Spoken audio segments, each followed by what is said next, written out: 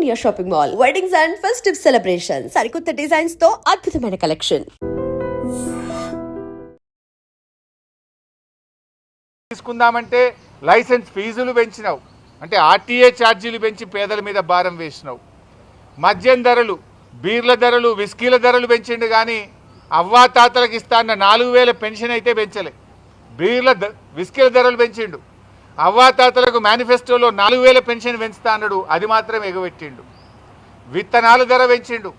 జనుము విత్తనాలు, జిలుగు విత్తనాలు, పత్తి విత్తనాలు, రైతులు వాడే విత్తనాల ధరలు పెంచిండు కానీ రైతుకు రుణమాఫీ చేయలేదు.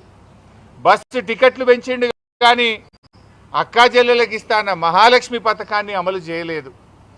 ఇవాళ ఎంత పెంచాడు? అడ్డగోలుగు పెంచి పడేసిండు. ఉదాహరణకు మెహదీపట్నం నుంచి సికింద్రాబాద్ పోతే ఇంతకుముందు 25 రూపాయలు టికెట్ ఉండే, ఇవాళ 35 రూపాయలు చేసిండు. ఈసీఐఎల్ నుంచి సికింద్రాబాద్ పోతే ఇంతకుముందు 20 రూపాయలు టికెట్ ఉండే, ఇవాళ 30 రూపాయలు చేసిండు. ఇవాళ కామారెడ్డికో, సిద్దిపేటకో, వరంగల్కో, మహబూబ్ నగర్కో, నల్లగొండకో పోవాలంటే టికెట్ పండగ పేరిట డబుల్ త్రిబుల్ ఛార్జీలు వసూలు చేస్తున్నావు. ఇది ఎక్కడి ప్రజాస్వామ్యము? రేవంత్ రెడ్డి ఇవాళ ఏంటంటే మెట్రో రైలును ప్రభుత్వ పరం చేసుకున్నాడు. ఇప్పుడు మెట్రో గవర్నమెంట్ అయింది కదా, అంటే రేవంత్ రెడ్డి ఇక టికెట్ల ధరలు పెంచితే ఎవడు ఆర్టీసీ బస్సు ఎక్కడు, మెట్రో ఎక్కాలని నీ కుట్ర. మెట్రో పేరు మీద ఉన్న 250 ఎకరాలు అమ్ముక దొబ్బాలి, కమిషన్లు దొబ్బాలి, తన అనుయాయులకు కట్టబెట్టాలి. ఇక మెట్రోను ఆగం చేస్తావు. ఇప్పుడు ఆర్టీసీని ఆగం అయిపోయింది. ఇలా బీఆర్ఎస్ ప్రభుత్వం ఉన్నప్పుడు ఆర్టీసీ కార్మికుల సంక్షేమం కోసం బీఆర్ఎస్ పాలనలో 9,000 కోట్ల రూపాయలు రాష్ట్ర ప్రభుత్వం నుంచి గ్రాంట్గా ఇచ్చాం. కానీ రేవంత్ రెడ్డి పాలనలో ఏం చేస్తున్నారు? మహాలక్ష్మి డబ్బులు కూడా ఇవ్వట్లేదు. మహాలక్ష్మి కింద నెలకు 330 కోట్లు ఇస్తామన్నారు కదా, ఇప్పుడు 3 నెలలు 4 నెలల బకాయి పడ్డది. మహాలక్ష్మి డబ్బులు కూడా రావడం లేదు.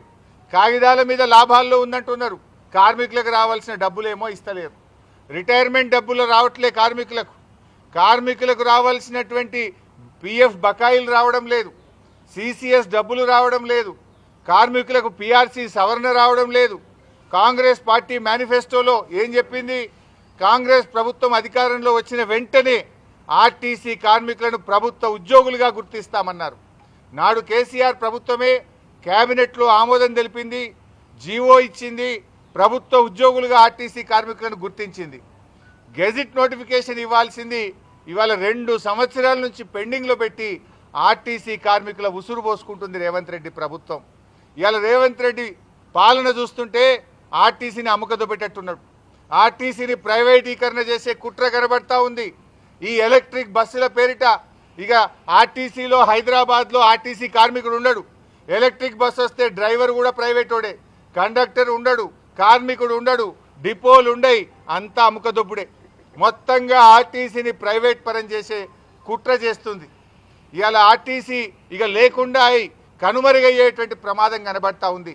హైదరాబాదులో ఇవాళ కమిషన్ల కోసం బడా కాంట్రాక్టర్లకు ఎలక్ట్రిక్ బస్సుల కాంట్రాక్టులు కట్టబెట్టడం కోసం ఈ కుట్రకు నువ్వు తెరలేపినవు. దానికి అందమైన ముసుగు పెడుతున్నావు ఎలక్ట్రిక్ బస్సులని. దాని వెనుక పెద్ద ఎత్తున అవినీతి జరుగుతూ ఉంది. బడా కాంట్రాక్టర్లకు ఎలక్ట్రిక్ బస్సులు కట్టబెట్టే కుట్ర జరుగుతూ ఉంది. ఇవాళ దాంట్లో భాగంగానే ఏం చేస్తుండు? ఎట్లా ఎలక్ట్రిక్ బస్సులే ఆర్టీసీ బస్సులు ఉండేవి కనుక ఉప్పల్ మియాపూర్లో ఉండేటువంటి వర్క్షాప్లని ఇలా అమ్మేస్తుండు రేవంత్ రెడ్డి. ఎన్నో ఏండ్ల చరిత్ర ఉన్న మియాపూర్ వర్క్షాప్, ఉప్పల్ వర్క్షాప్ రెండింటిని అమ్మకానికి పెట్టిండి ఇవాళ రేవంత్ రెడ్డి గారు. ఇవాళ జూబ్లీ బస్టాండ్తో సహా రాష్ట్రంలో ఉండే అనేక బస్టాండ్లను రేవంత్ రెడ్డి ప్రభుత్వం హడ్కోలో కుదబెట్టి 1500 కోట్ల అప్పు తెచ్చిండు. బస్టాండ్లేమో కుదబెడతావు, వర్క్షాప్లేమో అమ్మకదొప్పుతావు, ఇక ఒక్క ఆర్టీసీ బస్సు కొనవు. ఉన్న బస్సులన్నీ ప్రైవేట్ కాంట్రాక్టర్లకు ఇచ్చి కిలోమీటర్కు 59 రూపాయలు కట్టబెట్టే కుట్ర చేస్తూ ఉన్నావు. నువ్వు వచ్చినాక ఒక్క బస్సు కొన్నవా రేవంత్ రెడ్డి? ఒక్క రిక్రూట్మెంట్ చేసినవా రేవంత్ రెడ్డి? బీఆర్ఎస్ ప్రభుత్వం కాంట్రాక్ట్ వ్యవస్థను రద్దు చేసింది. బ్రెడ్ విన్నర్ స్కీమ్ తీసుకొచ్చి కార్మికుల పిల్లలకు ఉద్యోగాలు ఇచ్చింది. పెద్ద ఎత్తున రిక్రూట్మెంట్ చేసింది. 9,000 కోట్లు గ్రాంట్గా ఇచ్చింది. బీఆర్ఎస్ ప్రభుత్వం ఆర్టీసీని నిలబెట్టే ప్రయత్నం చేస్తే రేవంత్ రెడ్డి ఆర్టీసీని కుదబెడుతున్నాడు, అమ్ముకదొబ్బుతున్నాడు. ఇదేనా నువ్వు ఆర్టీసీ పట్ల నీ చిత్తశుద్ధి? ప్రభుత్వ రంగ సంస్థల్ని కాపాడడం అంటే ఇదేనా అని నేను ఈరోజు రేవంత్ రెడ్డి గారి ప్రభుత్వాన్ని అడుగుతా ఉన్నా. ముఖ్యంగా ఇలా కార్గో విషయంలో కేసీఆర్ గారు ఆర్టీసీని లాభాల బాట పట్టించాలని ఆర్టీసీలో కార్గో వ్యవస్థను స్టార్ట్ చేశారు. దానివల్ల సంవత్సరానికి 100 కోట్ల రూపాయల ఆదాయం వస్తూ ఉంది. ఇవాళ కార్గోను కూడా రేవంత్ రెడ్డి కన్నుబడ్డది. ఆ కార్గోను తమ అనుయాయులకు కట్టబెడుతున్నాడు. అడ్డికి పావు షేర్కు ఇవాళ ఆ కార్గోను అముకదొబ్బి ప్రైవేట్ వాళ్ళ చేతులపరం చేస్తూ ఉన్నాడు. అంటే ఆర్టీసీకి లాభాలు రావడం, ఆర్టీసీ బాగుపడడం, ఆర్టీసీ కార్మికులు బాగుండడం రేవంత్ రెడ్డి ప్రభుత్వానికి ఇష్టం లేదు. మేము బీఆర్ఎస్ పార్టీ పక్షాన ఒకటే డిమాండ్ చేస్తున్నాం, అడ్డగోలుగా పెంచిన బస్ టికెట్ల ధరలు వెంటనే తగ్గించండి. ఆర్టీసీకి ప్రభుత్వ పరంగా ఇవ్వాల్సిన బకాయిలు ఇవ్వండి. గతంలో బీఆర్ఎస్ ప్రభుత్వం ప్రతి ఏడాది ఆర్టీసీకి బడ్జెట్లో 1500 కోట్లు పెట్టి 1500 కోట్లు గ్రాంట్గా మేము ఆర్టీసీకి ఇచ్చాం. ఆ రకంగా ఆర్టీసీని కాపాడాలి కానీ పేద ప్రజల మీద భారం వేయొద్దు, పేదల నడ్డీ విరచొద్దు. నువ్వు అడ్డగోలుగా టికెట్ల ధరలు పెంచి కమిషన్లు దంచుడు కాదు రేవంత్ రెడ్డి, పేదల కోసం పనిచేయి. ప్రజాస్వామ్యంలో అరెస్టులకు తావు లేదు. నిరసన అనేది ప్రజాస్వామ్యం, ప్రజలకు మన రాజ్యాంగం కల్పించినటువంటి హక్కు. ఈరోజు రాహుల్ గాంధీ ఏమంటాడు, మాటల్లో రాజ్యాంగ రక్షణ. రాహుల్ గాంధీ గారు నీ మాటల్లోనే రాజ్యాంగ రక్షణ కనబడుతుంది, కానీ నీ ముఖ్యమంత్రి రేవంత్ రెడ్డి పాలనలో రాజ్యాంగ భక్షణ జరుగుతూ ఉంది రాష్ట్రంలో.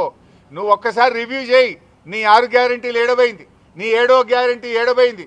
ఇవాళటికి నన్ను ఈ ఇంట్లో ఎన్నిసార్లు హౌస్ అరెస్ట్ చేస్తారు? ఇదన్న మొదటిసారా?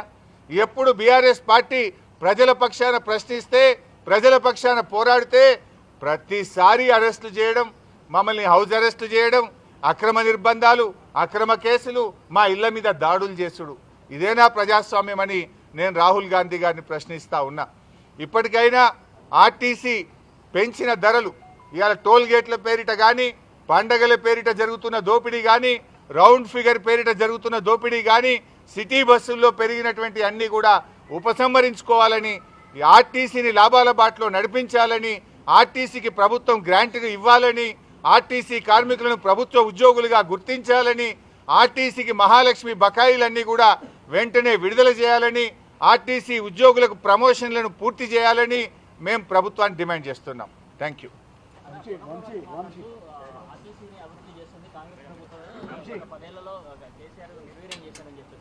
గత 10 ఏళ్లలో ఆర్టీసీకి 9,000 కోట్ల రూపాయలు ఇచ్చామని మాజీ ఆర్థిక మంత్రిగా నేను లెక్కలు చెప్తున్నా. నువ్వేమిచ్చినావో చెప్పు. రూపాయి ఇచ్చినావా? నువ్వు రూపాయి ఇయ్యలే. మహాలక్ష్మి కింద రావాల్సిన డబ్బులు 4 నెలలు బాకీ పడ్డాయి. నువ్వు నన్ను కాదయ్యా పొన్నం ప్రభాకర్ నువ్వు అడగాల్సింది.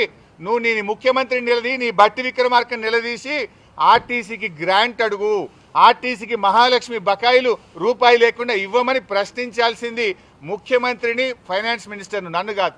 మేము 9,000 కోట్లు ఇచ్చినాం పొన్నం ప్రభాకర్ గారు, మేము కొత్త బస్సులు కొన్నాం పొన్నం ప్రభాకర్ గారు, మేము కార్మికులు రిక్రూట్మెంట్ చేసినాం పొన్నం ప్రభాకర్ గారు, మేము ఆర్టీసీ కార్మికులు ప్రభుత్వ ఉద్యోగులుగా గుర్తిస్తూ నిర్ణయం తీసుకున్నాం పొన్నం ప్రభాకర్ గారు. నీకు చేతనైతే, చిత్తశుద్ధి ఉంటే, ఆర్టీసీ మీద ప్రేమ ఉంటే ఆ కార్మికులను ప్రభుత్వ ఉద్యోగులుగా గుర్తించు. నీకు చిత్తశుద్ధి ఉంటే ముఖ్యమంత్రి అముకదొప్పుతున్నాడు మియాపూర్ వర్క్షాప్ను, అదేవిధంగా ఉప్పల్ వర్క్షాప్ను అడ్డికి పావు షేర్ ఆయన మనుషులకు ముఖ్యమంత్రి కట్టబెడుతుండు. నీకు కార్మికుల మీద, ఆర్టీసీ మీద, ఆర్టీసీ మంత్రిగా ప్రేమ ఉంటే ఆ వర్క్షాప్ల ప్రైవేటీకరణ ఆపాలి పొన్నం ప్రభాకర్. ఇంకెంత పెంచుతావు నాయన? ఇప్పటికీ 5 సార్లు పెంచినావు, ఇప్పటికీ 5 సార్లు పెంచినావు. ఏదో ఒక ముసుగు, రౌండ్ ఫిగర్ అని ఒకసారి, టోల్ గేట్ అని ఒకసారి, పండుగలని ఒకసారి, బస్ పాస్లని ఒకసారి, సిటీ బస్సులని ఒకసారి, ఎలక్ట్రిక్ బస్సులని సర్ఛార్జ్ అని ఒకసారి. ఎన్నిసార్లు పెంచుతావు? వెనకట 3 పైసలు 5 పైసలు పెంచితేనే పెద్ద పోరాటాలు జరిగేది. నువ్వు ఒకటేసారి డబుల్ చేస్తున్నావు. అంటే ఇదేందా? మహిళలకు ఫ్రీ అంటావు, పిల్లల మీద, పిల్లల బస్ పాస్ల మీద, మగవాళ్ళ మీద డబుల్ వసూలు చేసి ఇదేం ఫ్రీ? ఇంటి సంసారంలో ఉండే పైసలు గవ్వే కదా. ఈ చేయితో ఇస్తున్నావు, ఆ చేయితో గుంజుతున్నావు. తేడా ఏమున్నది? ఎడమ చేయితో ఇచ్చినావు, కుడి చేయితో గుంజుతున్నావు. ఆర్టీసీ ఛార్జీలు తగ్గేదాకా ప్రజల పక్షాన బీఆర్ఎస్ పోరాడుతూనే ఉంటుంది. వివిధ రూపాల్లో నిరసన కార్యక్రమాలు రూపొందిస్తాం. ఈరోజు ఆర్టీసీ బస్ ఎక్కే, ఆర్టీసీలో ప్రయాణించే ప్రయాణికుల మనోభావాలు కనుక్కుంటాం. ఆర్టీసీ ఎండీని కలిసి తగ్గించమని ప్రజాస్వామ్యయుతంగా కోరుతాం. ప్రభుత్వం దిగి రాకపోతే ప్రజా ఉద్యమాలను మరింత బలోపేతం చేస్తాం, ఉధృతం చేస్తాం.